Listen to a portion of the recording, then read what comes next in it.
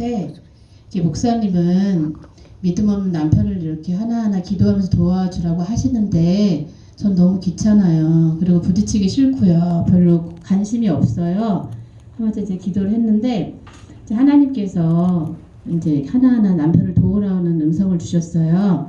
그래서 물론 목사님이 또 하나하나 이렇게 멘토해 주셔가지고 남편한테 편지를 보내게 됐어요. 핸드폰으로. 편지 좀 읽어드릴게요.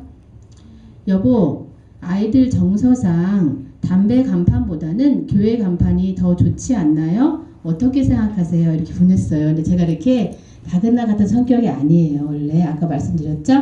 그러니까 남편이 놀랬나 봐요. 뭐 이런 여자가 아닌데.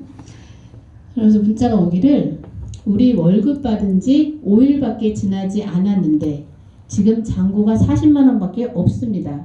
나머지는 마이너스 통장에서 나갈 예정입니다. 이렇게 문자가 왔어요. 그러니까 제가 어떻게 보냈냐면 아 그러세요? 당신이 벌어오는 돈으로 우리가 먹고 쓰네요. 11조 하는 것도 큰 믿음을 보이고 있는데 감사합니다. 이렇게 문자를 보냈어요. 근데 저는 감사합니다. 남편이 감동할 줄 알았거든요. 근데 답장이 왔을까요? 안 왔을까요? 예? 안 왔어요? 왔어요? 왔어요. 왔을 것 같아요? 안 왔어요. 답장이. 그래서 제가 초조하잖아요. 마음이. 아 어떻게 하지 이거를. 초조하고 불안하고 또 이걸 어떻게 해야 될까 고민이 되잖아요. 그러니까 또 제 안에서 그냥 그냥 원래 하자 또 이런 좀 미역이 드러났는데 목사님께서 또 기도를 하라 그러시는 거예요. 미칠 것 같은 거야. 제가 기도하기가 너무 싫은데 그래서 또 기도를 해야 되는구나 이렇게 살려야 되니까 영혼을 그래서 이제 기도를 하게 됐어요. 일단 이제 목사님이 또 어떻게 또 상담해 주셨냐면 둘째 예은이라고 얘기가 있는데 바이올린 레슨을 받는데 한 달 쉬고 그 바이올린 레슨비를 가지고 이제 헌신하면 어떻게 했는가 이렇게 제안을 하시는 거예요. 한번 기도해 보라고 하시는 거예요. 기도해 보니까 하나님도 그렇게 하길 원하시더라고요. 근데 문제는 목사님이 다음 말씀이 저를 이제 위기에 몰리게 했는데 어떤 말씀을 하셨냐면은 이걸 그대로 그 둘째 예은이하고 건우에게 얘기를 하래요. 근데 저는 너무 자존심이 상하거든요. 왜냐하면은 저는 돈이 없는데도 불구하고 아이들한테 돈이 있다고 이렇게 포장하고 거짓 인생을 살았는데 아이들한테 마이너스 통장 얘기하면서 이렇게 얘기하기가 너무 자존심이 상하는 거예요. 여러분들이면 어떻게 하실 것 같아요? 어떻게 솔직하게 아이들한테 얘기하고 도와달라고 하실 것 같아요? 아니면 그 엄마 자존심으로 그냥 돈을 일방적으로 해서 하실 것 같아요? 안 했을 것 같아요. 보니까 안 성격을 보니까 네. 안 했을 것 같은데. 안 했을 것 같아요? 그래서 네? 어디에 필요하다. 어디 필요하다. 예, 근데 네, 그래서 제가 그동안은 이제 부모 건의로 이렇게 보이는 옷도 해주고 뭐 보이는 거 다 해주면서 또 맛있는 음식도 해주면서 부모 건의로 애들을 억압시키고 솔직하게 얘기를 못하니까 애들도 저도 되게 많이 힘들었거든요. 근데 이거를 얘기하려니까 도저히 자존심이 허락을 안 하는 거예요. 되게 힘들었어요 말하기가. 근데 말을 해야 되겠더라고요. 그래서 이제 애들한테 얘들아 자가 엄마 할 얘기가 있거든 이렇게 말을 했어요. 그러니까 예은이 건우가 오더라고요. 그래서 떨리는 목소리를 물어봤어요. 예은아 건우야 엄마가 이렇게 하나님께 헌신하고 싶은데 이렇게 엄마가 돈이 없어. 이러면서 근데 이제 하나님께 네? 네. 그래서 예? 진행하시면 돼요. 그래서 제가 이렇게 애들한테 이제 물어보게 됐어요. 엄마가 이렇게 헌신하고 싶은데 좀 도와줬으면 좋겠어. 예은이가 한 달 바이올린 쉬고 엄마를 도와주면 어떠니? 그랬어요. 그러니까 예은이가 엄마 그렇게 하세요 그러는 거예요. 저 너무 깜짝 놀랐어요. 그렇게 좋아하는 바이올린을 한 달 쉰다는 게. 그래서 어머 건우야 예은아 왜 엄마가 헌신하는 게 좋아? 왜 좋니? 그러니까 그냥 좋아요 그래요. 건우 예은이가. 그래서 저 너무 깜짝 놀랐어요. 애들이 이렇게 그동안 제가 솔직하게 얘기를 못하니까 아이들도 돕고 싶었지만은 도울 수가 없었던 거더라고요. 근데 이렇게 솔직한 부모 권위를 내려놓고 솔직하게 도와달라고 하니까 예인이 건우가 이렇게 솔직하게 돕는 걸 보고 제가 너무 깜짝 놀랐어요. 그래서 얘들아 고맙다. 너희들이 나보다 믿음이 좋구나 하면서 활짝 웃게 됐는데 또 위기가 또 오잖아요. 저는 다 이제 산을 넘었다고 생각을 했어요. 이 정도면 되겠지 했는데 또 목사님이 또 제안을 하시는 거예요. 어떤 제안을 하시는가. 이 지금 사건을 그대로 바이올린 선생님한테 말씀을 드리라는 거죠. 근데 제가 또 아까도 말씀드린 포장 인생인데 그 선생님은 강남에 사시고 또 도도하신 분이신데 그분한테 제가 또 이거 마이너스 통장 얘기하면서 하기가 너무 막 비굴하고 내가 왜 이걸 꼭 얘기를 해야 되나 나는 감추고 싶은데 근데 제가 이런 영적인 훈련 받으니까 제 안에 이제 가난함도 드러나고 자존심도 막 드러나고 다 하는데 이때 이제 주님께 이 가난함을 갖다가 드려야 되는데 가지고 가지 않으니까 제가 이렇게 평생 가난하게 비참하게 살았거든요. 망한 인생을 살았는데 그걸 내려놓기가 되게 힘들더라고요. 근데 또 사건이 왔잖아요. 그래서 또 막 갈등이 일어났어요. 혹시나 내가 이런 말을 해서 그 선생님한테 혹시 그 보여지기를 예수님의 얼굴에 먹칠하는 것 같고 이런 막 정체감도 들고 굳이 왜 내가 이런 허물을 얘기를 해야 되나 되게 걱정이 많이 들었어요. 근데 이제 째깍째깍 시간은 가고 날짜가 이제 지나서 이제 일주일이 지나고 레슨 날이 다가온 거죠. 레슨 날이 다가왔는데 너무 막 식은땀이 나고 너무 힘들어요. 그 말하기가. 근데 말을 해야 돼요. 레슨 날이기 때문에 이제 얘기를 해야 되는데 그래서 어렵게 선생님한테 전화를 했어요.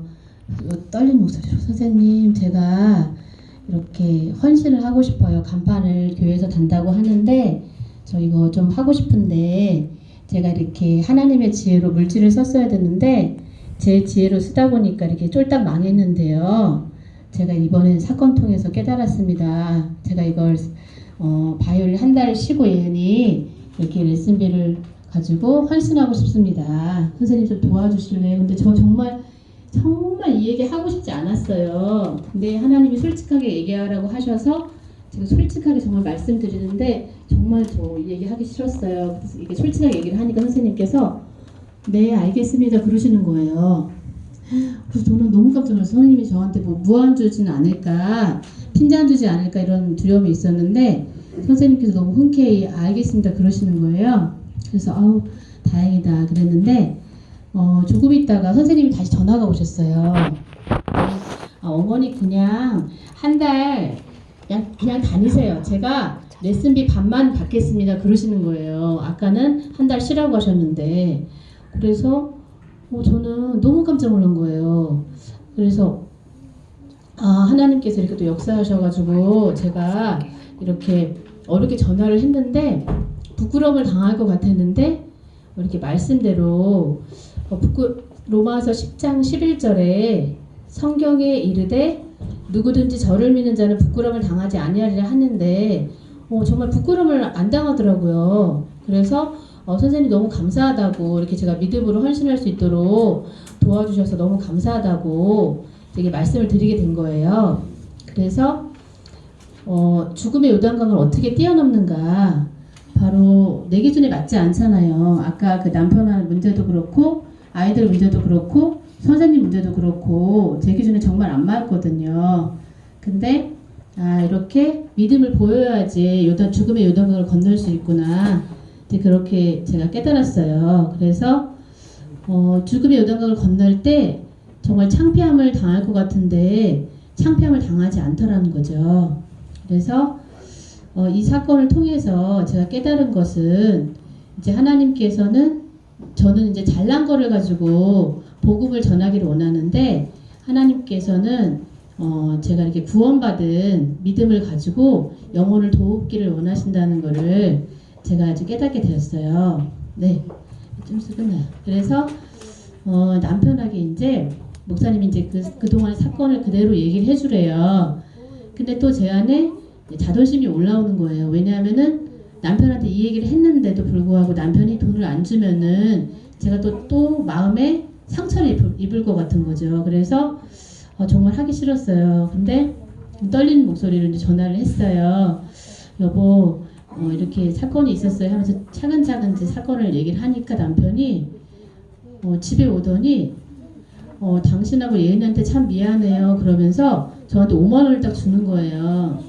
헌신하라고. 그래서 너무 신기한 거예요. 이 사건을 통해서 저는 이제 내 방식대로 기도 안 하고 이렇게 일방적으로 해서 가정을 파괴시키려고 했는데 이렇게 하나님께서 도와주셔가지고 또 이 사건 통해서 남편을 또 하나님이 양육해 주시고 또 아이들과 또 선생님까지 양육해 주시는 걸 보고 제가 너무 깜짝 놀란 거예요. 그래서 제가 이렇게 이기고 나니까 예전에는 검은 거는 성경을 보면은 검은 거는 글씨고 흰 거는 종이고 이 말씀이 저와 접목되질 않으니까 말씀을 봐도 이렇게 튕겨져 나가고 뭔지 지루하고 막 그랬거든요. 근데 이제 이기고 나니까 이제 말씀이 살아 움직이는 거를 제가 또 보게 됐어요. 그리고 저희 교회 집회가 있었는데 이제 목사님이 이 간판헌신 간증을 하라고 하셨어요. 근데 이제 촬영이 왔거든요. 무슨 TV에서 촬영이 왔는데 남편이 이제 원래 집회를 안 오는 사람이거든요. 근데 갑자기 집회를 오게 된 거죠. 근데 너무 부끄러운 거예요. 남편 앞에서 이 간증을 하기가. 그리고 남편이 너는 뭐 마이너스 통장 자랑할 일이 있냐고 방송에 실어 가는데 막 핀잔을 줄 것 같은 거죠. 그래서 제 안에 두려움이 있었는데 하나님이 남편보다도 하나님을 더 의지하래요. 그래서 그래 담대하게 한 거죠. 그러니까 그 남편하고 저와 이제 갈등의 골이 이제 많이 줄어들었어요. 그래서 이 하나님이 또 이렇게 일하시는 걸 체험하게 된 거죠. 그래서 이게 참 중요한 거구나. 그래서 제가 민첩하게 목사님과 믿음을 합하지 않았다면은 이제 가정 파괴범으로 제가 이렇게 나누게 되는 역할을 하게 됐을 텐데 목사님과 믿음을 합해서 하나님께 묻는 기도를 통해서 이렇게 또 이렇게 양육해 주신 하나님께 또 감사드리게 됩니다. 감사합니다. 감사합니다. 찬양 하고. 찬양은 아름다운 마음들이 모여서입니다. 자, 우리 아이들 다 나오세요. 우리 건우하고 다 함께. 네, 저도 헌신한다고 뭐 무리하게 해가지고 다단계 뭐 이런 거 쫄딱망했어요. 그래가지고 제가 남편 몰래 욕심을 하다가 네, 그리고 지금 상탈선 거졌잖아요. 그 얼마나 제가 어리석었어요. 여기 애들 다 그러니까 하나님 앞에 잘 보이고 싶고 복 받고 싶고 한데 기도 하나님이 아니 여기 쓰라고. 정당한 방법 아니면은 너 무사 통과 안 돼. 근데 여기 우리 서성에서 얼마나 일을 하나님 앞에 막 하기 싫어도 어거지를 하자 하니까 순종이 제사보다 낫다고 나도 살고 남편도 살고 학원 원장님도 살고 아이들도 생명 주고 얼마나 하나님의 이게 생명사역에 이거 남능장사 많이 했습니까? 너무너무 우리 귀한 간증 잘 들었죠? 네, 하나님께 모든 영광 드리면서 우리 찬양으로 함께 마무리하겠습니다. 아름다운 마음들이 모여서 지금 셀럽 반죽이 조사를 했는데요. 번호가 안 맞아요. 그래서 우리 이상훈 목사님께 도움을 부탁드려서 종족이 안 보이시네. 그러니까 우리 생 목소리를 하겠습니다. 아름다운 마음들이 다 우리 아시는 찬양이니까 손잡고 하겠습니다. 우리 어른 아이들 다 손잡고 하시겠어요? 자, 솔로는 누가 하실까요? 우리 학생 중에서 하면 좋겠어요. 저기 피아노 예은이. 치시는 분이 계시네요. 좀 해달라고 부탁 좀. 그러면은 반주 부탁드려도 될까요? 네. 아름다운 마음들이 자. 모여서. 자, 솔로 누가 마이크 잡고 우리 예은이가 지혜 줘요 지. 장대님. 우리 다 함께.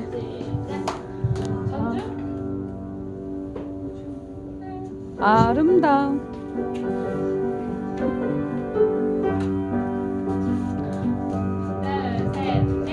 아름다운 마음들이 모여서 주의 은혜 나누며